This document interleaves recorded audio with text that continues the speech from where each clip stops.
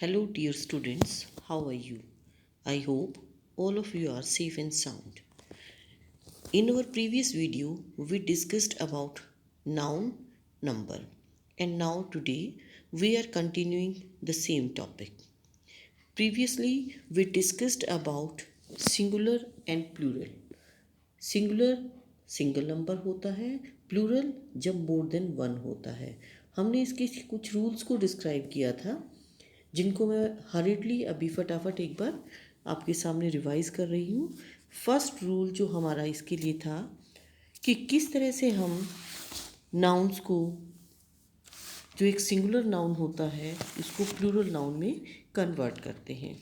First rule जो हमारा था वो था जिसमें एक सिंगुलर को प्लूरल में कन्वर्ट करने के लिए हमें ये देखना है कि एस और ईएस कहाँ लगाना है. जिन नाउन्स को कॉन्सोनेंट के साथ ख़त्म किया जाता है, जो ख़त्म होते हैं, जिनका लास्ट वर्ड होता है, अल्फ़ाबेट होता है जो, वो एक कॉन्सोनेंट होता है, तो हम वहाँ एस लगाते हैं.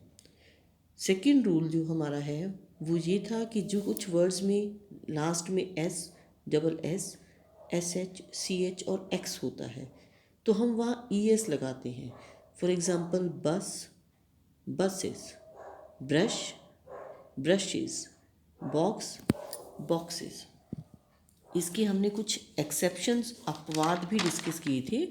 हमारा जो थर्ड रूल है वो था कि किस तरह से जब लास्ट में किसी भी नाउन के लास्ट में वाई होता है तो हम उसको प्लूरल में कैसे चेंज करेंगे. अगर लास्ट अल्फ़ाबेट वाई है और उससे पहले कॉन्सोनेंट है, वाई से पहले कॉन्सोनेंट है, तो हम वाई की जगह आई ई एस लगाते हैं. जैसे सिटी, सिटीज़, फैमिली, फैमिलीज़. कुछ नाउन्स ऐसे होते हैं जो एंड तो होते हैं वाई से, लास्ट अल्फ़ाबेट उनका वाई होता है, बट उससे पहले कॉन्सोनेंट नहीं, वॉवल होता है.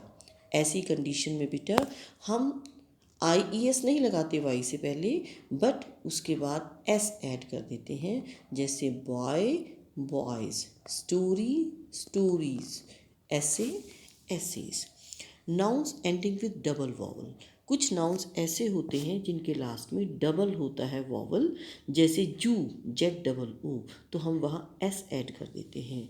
कुछ नाउन्स ऐसे होते हैं जो डबल ओ नहीं, सिंगल ओ से ख़त्म हो रहे हैं या सिंगल कॉन्सोनेंट होता है उनमें. जैसे मैंगो, पटेटो, हीरो, मस्कीटो. ऐसे जो हमारे नाउन्स होते हैं उनको सिंगुलर से प्लूरल में कन्वर्ट करने के लिए हम ई एस लगाते हैं. Mango, mangoes. इन सभी रूल्स को क्लैरिफाई करने के लिए आप जो हमारी इससे प्रीवियस वीडियो है उसे देख सकते हैं और क्लियर कर सकते हैं. Now we are continuing our next rule. अब हमारा जो नेक्स्ट रूल है वो बताता है कि नाउन एंडिंग विद एफ और एफ ई, ऐसी नाउन, ऐसी संज्ञा जो एफ या एफ ई के साथ ख़त्म होती हैं, तो हम वहाँ इसे रिमूव कर देते हैं एफ और एफ ई अल्फ़ाबेट्स को, और उसकी जगह वी ई एस लगाते हैं. For example life, lives, L I F E, we will replace F E and write V E S instead of it. Wife, W O I F E, wife, wives, wolf, wolves, love, loves, chief, chiefs, proof, proofs, save, saves. These are exceptions. ये अपवाद हैं जहाँ हम इस rule को follow नहीं करते. Our next rule is some plurals are made by changing the vowel. हम बीच का वॉवल चेंज कर देते हैं जिससे हमारा सिंगुलर जो है वो अपने आप प्लूरल में कन्वर्ट हो जाता है. For example man, M A N है, हम यहाँ से वॉवल ए को रिमूव करके इसकी जगह ई लगा देते हैं, रिप्लेस कर देते हैं, तो ये प्लूरल साउंड हो, प्लूरल नाउन हो जाता है. ऐसे ही बेटा women, women, foot, feet. Only the vowels are changed to make plural of it. goose, geese, louse, lice, mouse, mice. Now next rule is words having men at the end of the